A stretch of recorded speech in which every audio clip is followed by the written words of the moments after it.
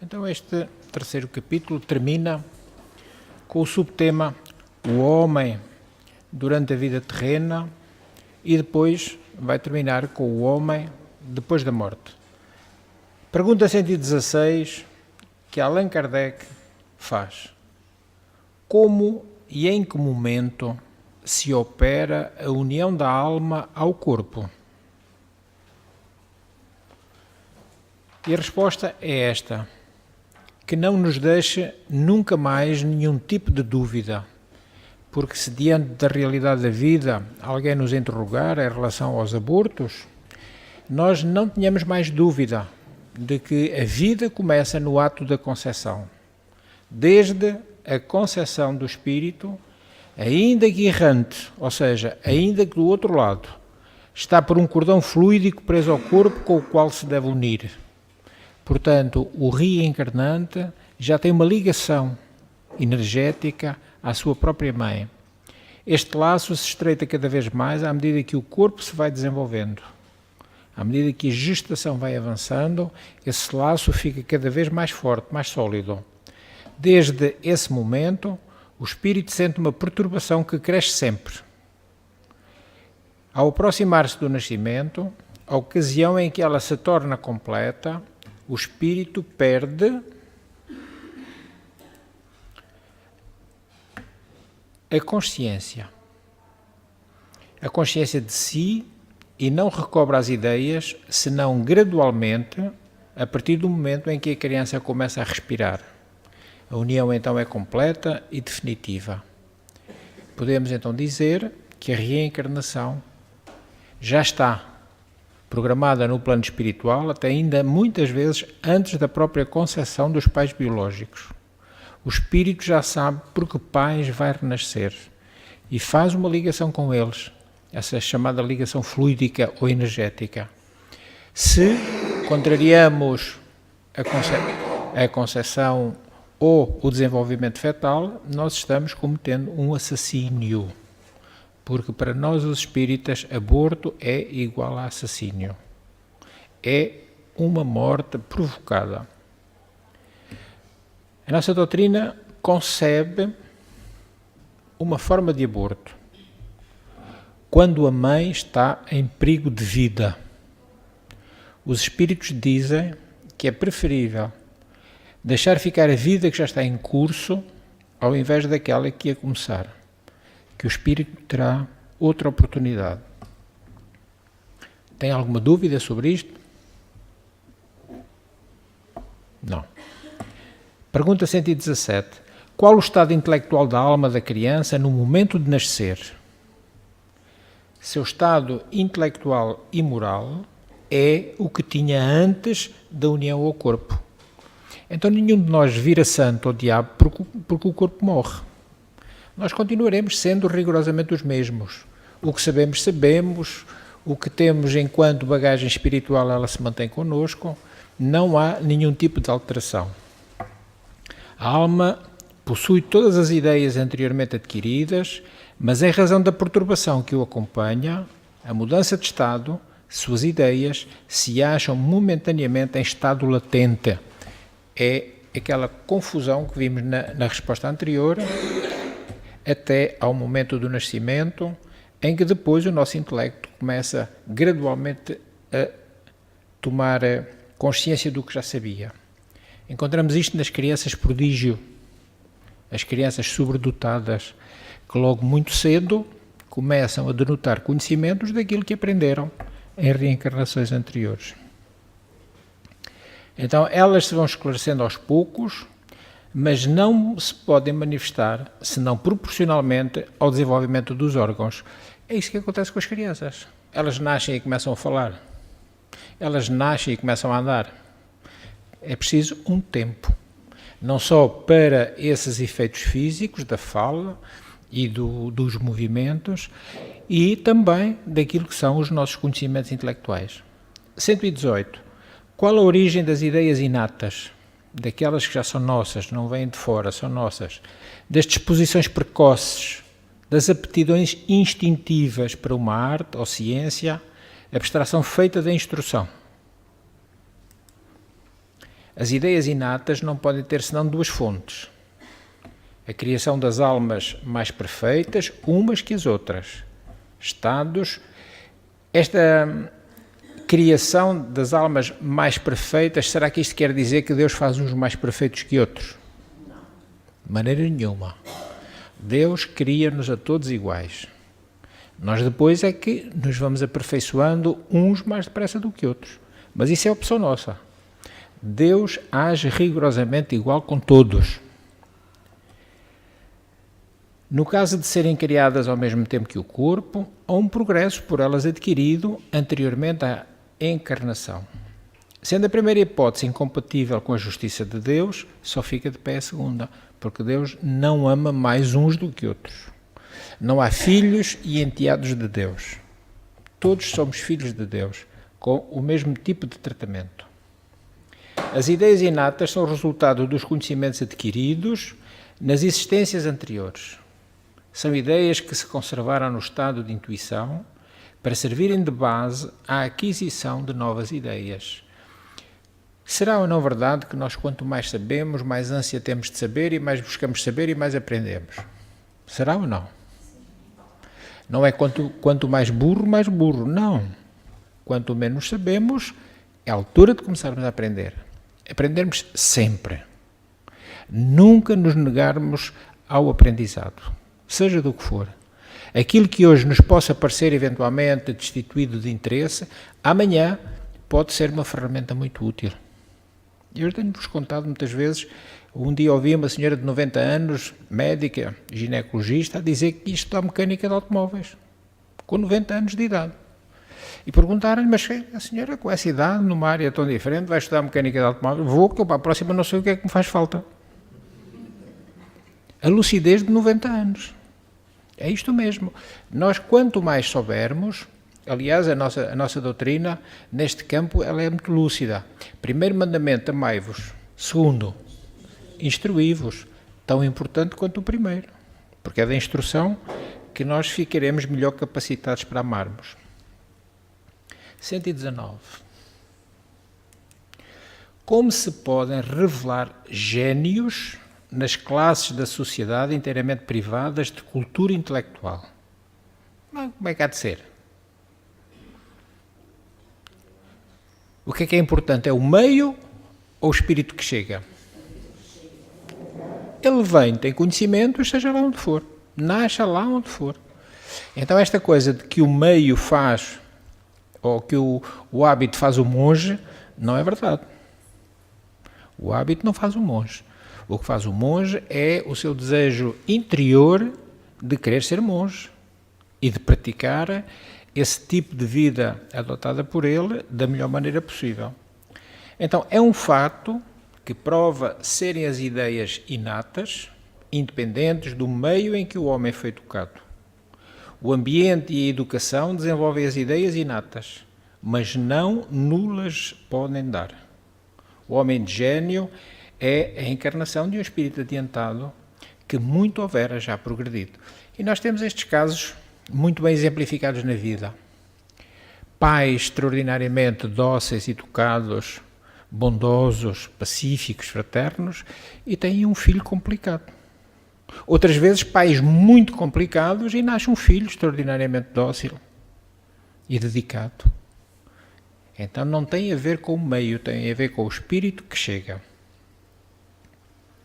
A educação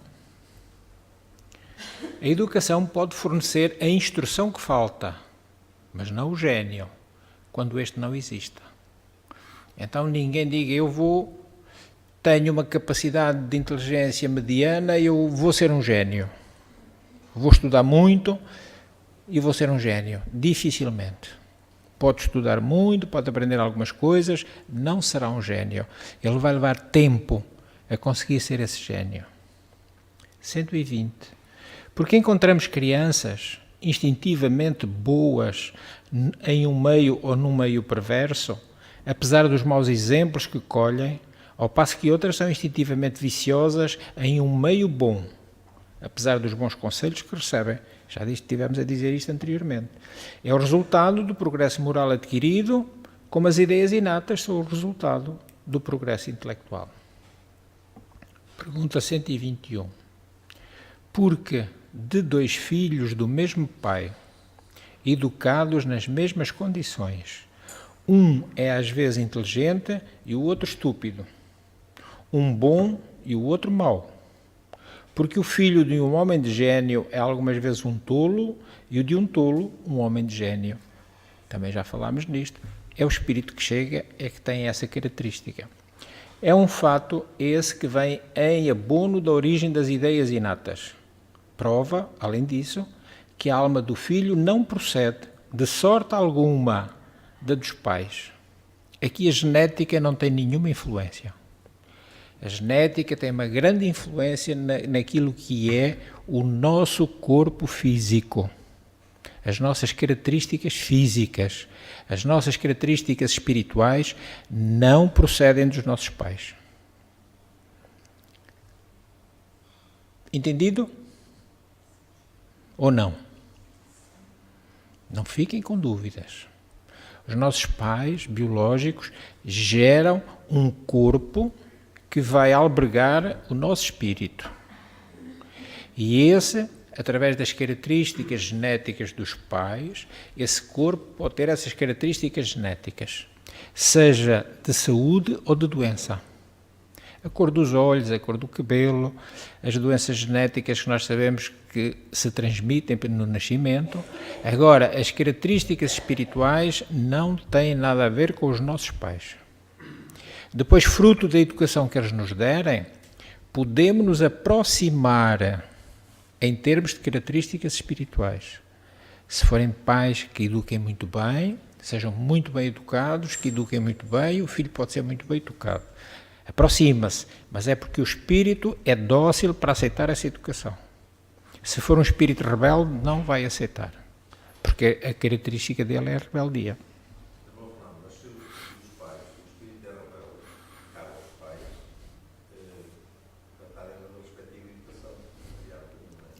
Isso. Os pais, por isso, fora da educação, dizem que o espírito rebelde É um erro. Qualquer pai que faça isso é um erro, porque quando nós plantamos uma árvore e queremos que ela nasça escorreita, que ela se desenvolva escorreita, o que é que nós fazemos?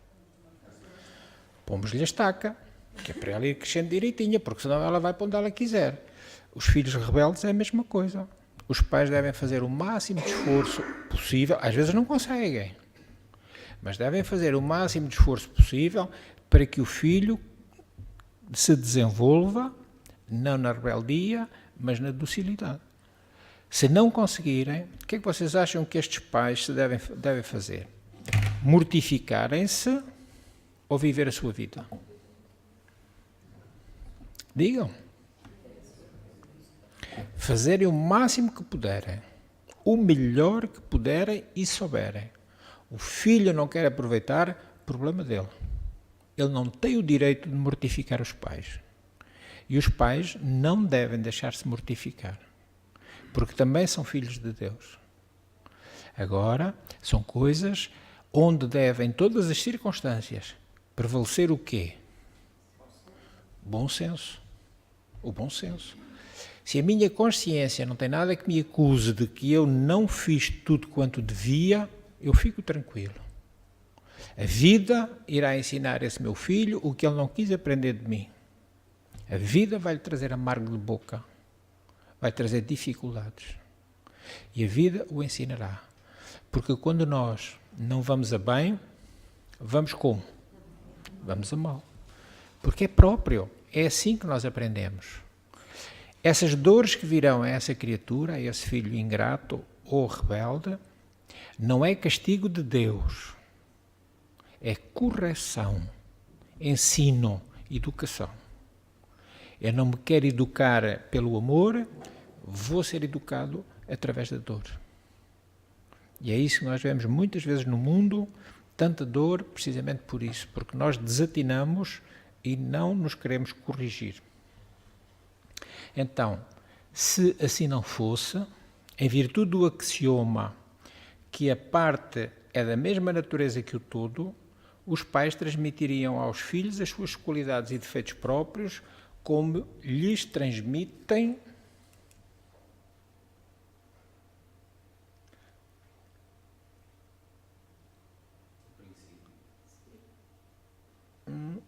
aos filhos as suas qualidades e defeitos próprios, como lhes transmitem o princípio das qualidades corporais.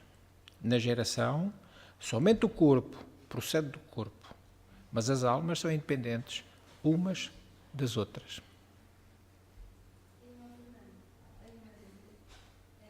Até que ponto é que os sintomas depressivos podem ser hereditários ou não? Dificilmente.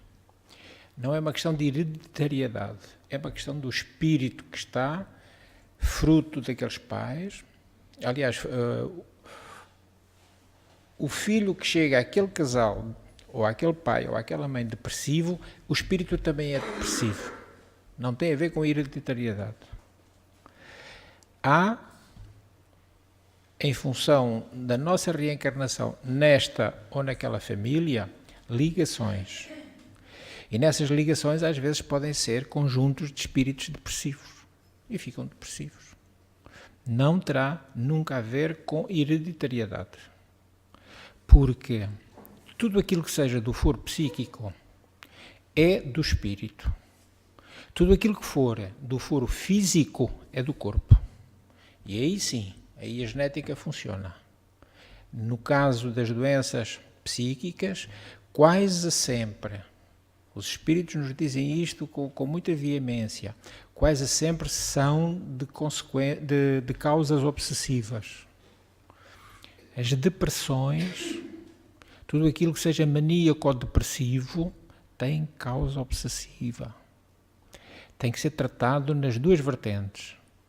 Na vertente do corpo, e aí temos os médicos, psiquiatras, psicólogos, médico de clínica geral, quem estiver atendendo, e tem que haver acompanhamento espiritual, porque tem que se harmonizar as duas coisas. A gênese, o princípio, o início, foi no espírito. Só que, muitas vezes, alongando-se no tempo, vai nos atingir o físico. Vamos ao médico, tratamos o corpo. O espírito não está bem. Estamos a curar o corpo? Não estamos. Podemos atenuar pela medicação, pela terapia. Podemos atenuar, mas volta tudo. Porque eu tenho que compor o meu espírito. É ele que está desarmonizando ou desarticulando o corpo. Na geração, somente o corpo procede do corpo, mas as almas são independentes umas das outras. Jesus disse isto de uma maneira categórica que não nos deixa nenhuma dúvida. O que é que Jesus disse em relação a isto? O que nasce do corpo é corpo, o que nasce do espírito é espírito. Jesus deixou-nos logo o assunto resolvido. Espírito criado por Deus, corpos gerados pelos nossos pais. 122. Se as almas são independentes umas das outras, de onde vem o amor dos pais pelos filhos e os destes por aqueles?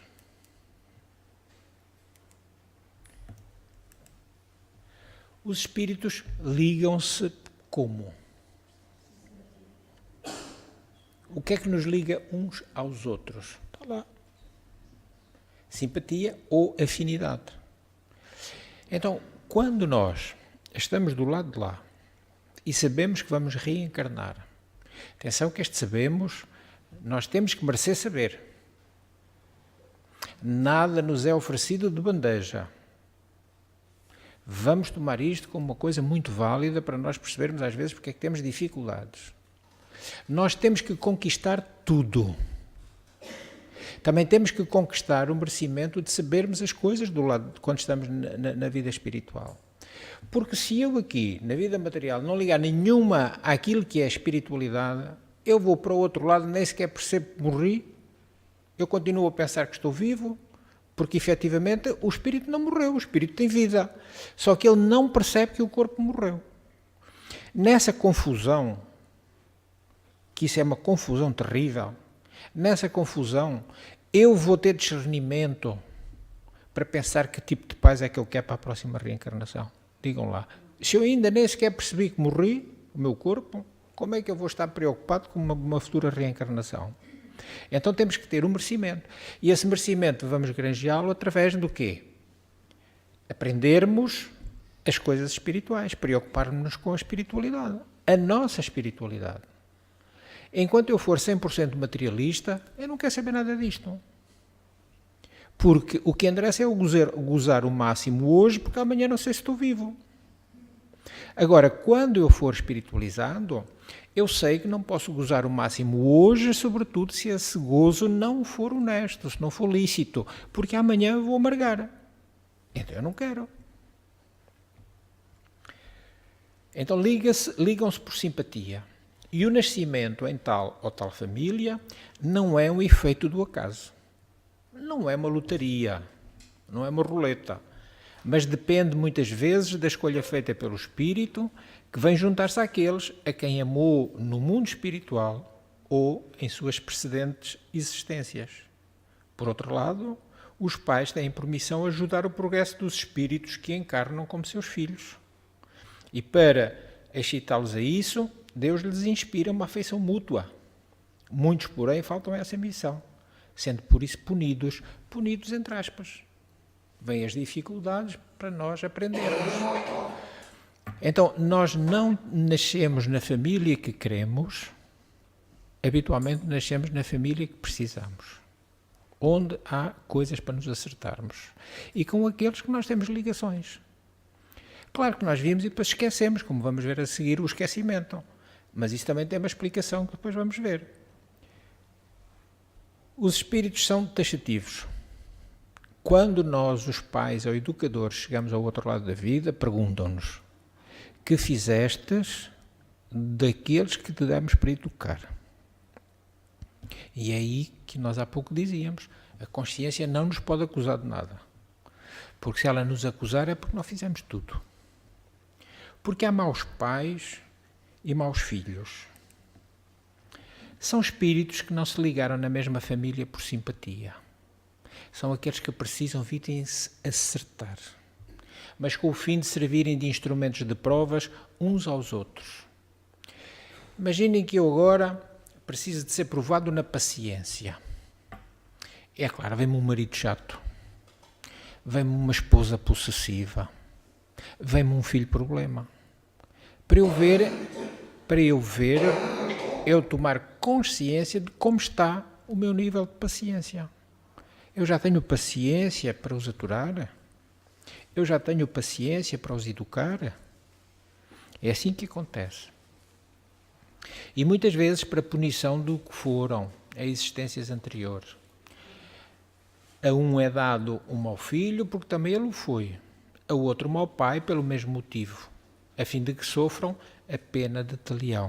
Claro que isto é uma linguagem do século XIX. Nós hoje sabemos, já vemos Deus, não neste conceito da lei ou da pena de talião de Moisés, mas o Deus amor. De qualquer das maneiras, precisamos de passar por essas dificuldades. Porque encontramos em certas pessoas nascidas em condição servil instintos de dignidade e grandeza, enquanto outras, nascidas nas classes superiores, só apresentam instintos de baixeza. São quase sempre entes que se conheceram e algumas vezes se amaram em uma existência anterior e que, encontrando-se nesta, são atraídos um para o outro. Quantas ligações na vida são feitas por atração? E habitualmente duram. Ou é fogo de palha? Quais são as ligações que duram?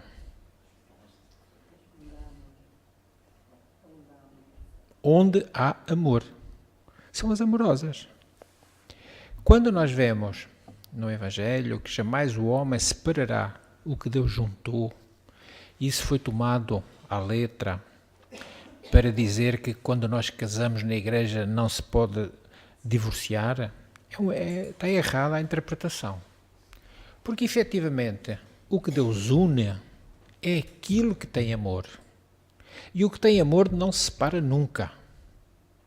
Podem todos fazer o que quiserem. Pode acontecer o que acontecer. Não se para. Porque está unido por Deus através do amor. Agora, se são as tais paixonetas, as paixões muitas vezes ensandecidas, enlouquecidas, essas facilmente alguém ou algo vai separar. Porque não tem base no amor. As antipatias instintivas provêm também muitas vezes de relações anteriores. Isso acontece connosco, mesmo sem ser na família, no emprego, na rua, na nossa vida social, quando às vezes encontramos uma pessoa com a qual nós antipatizamos imediatamente. E outras que não conhecemos e damos-nos bem, às vezes melhor do que família. Quantos amigos se amam mais do que verdadeiros irmãos? Se calhar com alguns de nós isso acontece. Porquê? Porque com os irmãos temos dificuldades, temos pendências do passado e com aquele não temos, que foi um grande amigo nosso já de outras alturas. E então temos essa ligação, essa afinidade. Esses dois sentimentos podem ainda ter uma outra causa. O perispírito. O que é o perispírito? Diga, fluido que liga o corpo ao espírito. Ora, nós, na doutrina espírita, consideramos que nós somos seres trinitários. Nós somos espírito, temos um corpo, nós não somos um corpo, somos um espírito. Temos um corpo. E a unir as duas coisas temos o perispírito. Ele faz a ligação entre o espírito e o corpo, entre o corpo e o espírito. Já não é material como o corpo, é semimaterial, é mais volátil, mais etéreo, mas ainda é matéria, mas diferente. Então, esse perispírito irradia ao redor do corpo. Todos nós temos uma corrente energética ao redor do nosso corpo. E às vezes até quando tocamos no outro parece que tomamos choque. Nunca aconteceu com vocês. Já toca parece que há ali uma eletricidade estática. Precisamente essa energia, formando uma espécie de atmosfera impregnada das qualidades boas ou más do espírito encarnado. E é aqui que a porca torce o rabo. É através disto que os outros espíritos me conhecem. É essa energia que eu emano de mim que diz aos outros se eu sou bom ou se eu sou mau. Enquanto que aqui, encarnados como nós estamos num corpo, o outro nos pode enganar, fazendo-se como muito bom e é muito mau. Isto em relação aos espíritos sem corpo não é possível. Porque eu não tenho como fingir para eles, porque eles veem-me. Eles sabem qual é a minha realidade espiritual, através desta energia e até de uma certa coloração. Porque esta energia tem cor. Habitualmente, se harmonizada, se boa, amorosa, é de cores claras. Se de ódio, de rancor, de coisas, de maus sentimentos, é de cores escurecidas. Que pode ir desde o negro até um castanho muito escuro. Então eu não tenho como enganar os espíritos. Eu não tenho como enganar o meu obsessor. Ele encontra-me pela minha energia. Porque, senão, eles não nos encontravam. Vamos pensar porquê. Eu, na outra reencarnação, fui rigorosamente igual ao que sou hoje. Provavelmente terei sido muito diferente. Até posso ter sido mulher, e hoje sou homem. Ou posso ter sido homem e hoje sou mulher. Então o obsessor não tinha como me encontrar. Eu não sou igual. Ele chegava ao pé de mim, olha, não é este, não é aquele, não é aquele, não é nenhum. Só que a minha energia é a mesma. E é através disso que eles me localizam. Não preciso falar para que ele me conheça. É a minha vibração energética que o vai identificar. E às vezes leva muitos anos para nos encontrarem, mas encontram. E encontram porquê? Porque a raiva é persistente. A raiva é persistente. Quando a gente se quer vingar de alguém, como é que nós dizemos aqui do lado de cá? A vingança deve ser servida E para arrefecer leva tempo. É ou não? Mas a gente espera. Há de cá vir. Tu vais ver. Eles fazem a mesma coisa. A persistência daquilo que é o desamor. Quem ama, esquece, acabou. Não pensa mais. Meu querido irmão, o conhecimento aí não é ouvido nem achado. Os sentimentos que eu desenvolver é que me podem tornar diferentes. Daí nós dizermos, sem medo de nos enganarmos, que nós não temos como vencer os nossos obsessores. Podemos convencê-los. Convencê-los que mudamos. Convencê-los que mudamos. E às vezes até nas nossas pressas, quando lhes devemos pedir desculpa, perdão, dizer-lhes precisamente isso: meu irmão, eu já não sou mais o mesmo. Eu já tento hoje ser melhorzito. Tem lá paciência comigo, perdoa-me. E às vezes eles perdoam, sim, porque às vezes é preciso esta humildade, porque esta humildade... Mas agora vamos lá ver uma coisa. Isto não é saído da boca. Porque se for saído da boca não tem energia. E ele vê, olha, Aldrabão, como é que tu queres que eu te perdoe se tu estás igualzinho? A mim não me convences. Agora não, eu tenho que vibrar de modo diverso de como vibrei quando lhe fiz mal, para ele ver que realmente eu não sou mais o mesmo. E aí pode ser que ele me deixe em paz.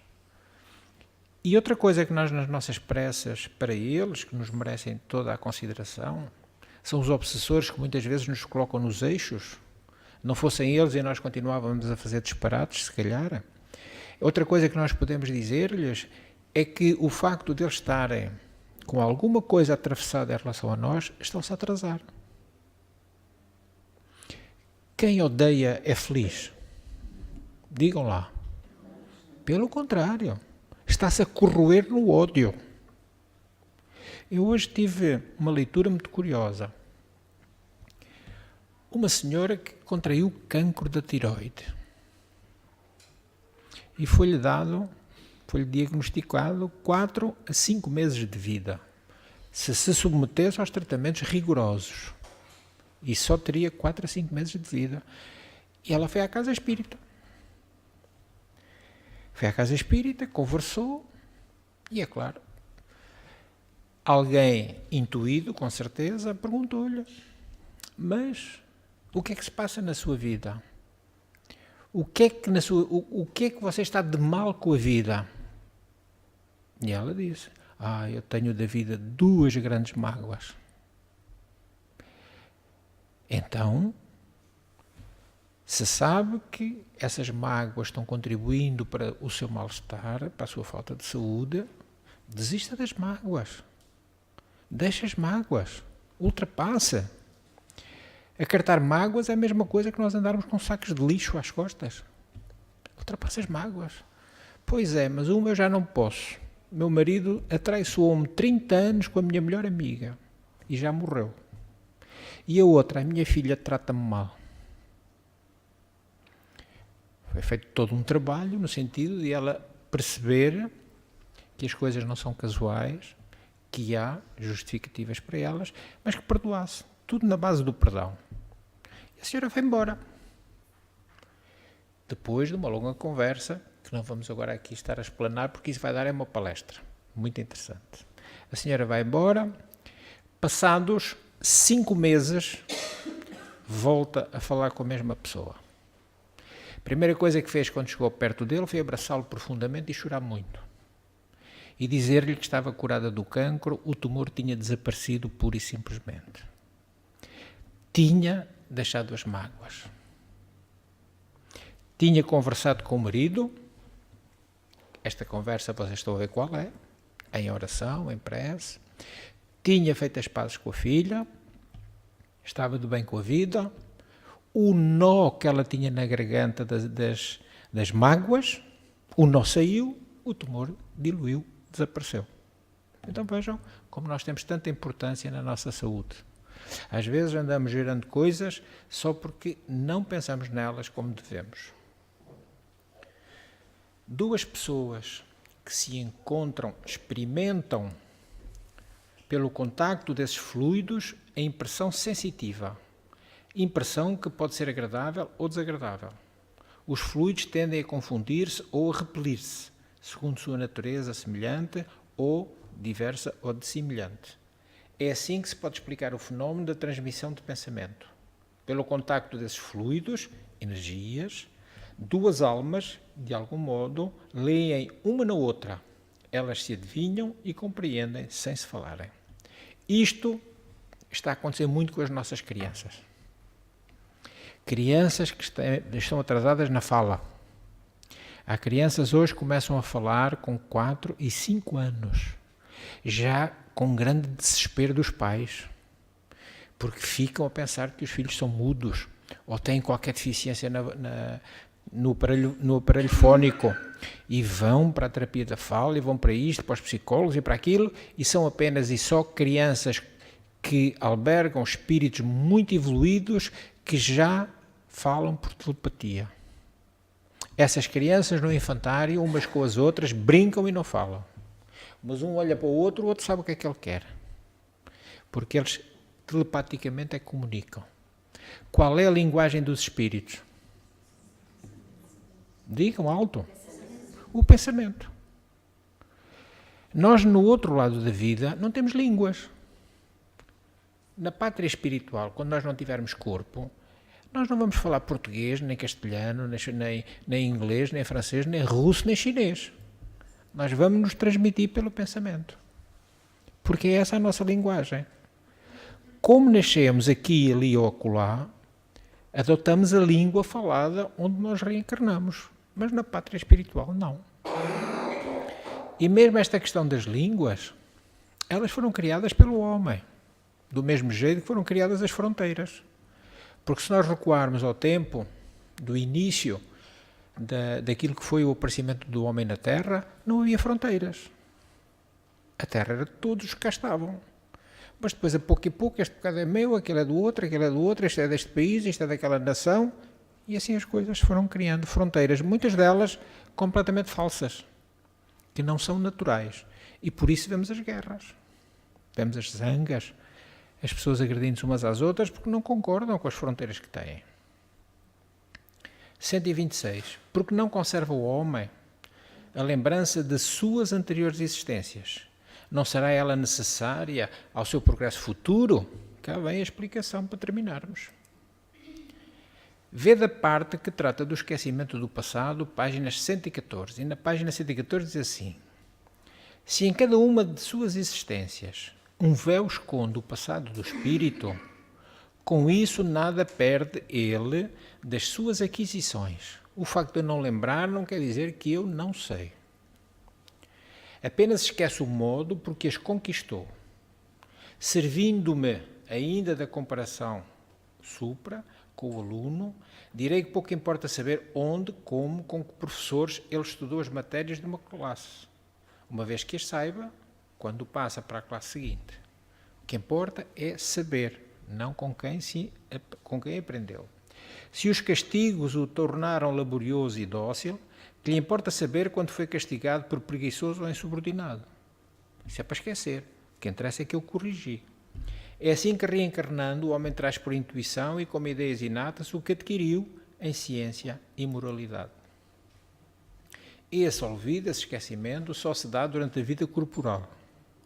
Uma vez terminada ela, o espírito recobra a lembrança do seu passado e então poderá julgar do caminho que seguiu e do que lhe resta ainda fazer. Voltamos a repetir aqui. Isto para os espíritos lúcidos. Para aqueles que partimos muito atrapalhados para o lado de lá, sem grande conhecimento das coisas espirituais, andaremos confusos e não temos esta capacidade. Mas iremos também progredir, evoluir e um dia vamos ter também este conhecimento do passado. Não vamos ficar eternamente no mesmo degrau. Ninguém fica. Todos estaremos evoluindo. Também pode acontecer o contrário. Nós, enquanto estamos encarnados, temos situações que intuitivamente sabemos que estão ligadas ao passado, podemos, se for útil, eu saber alguma coisa do meu passado, vai-me ser proporcionado saber.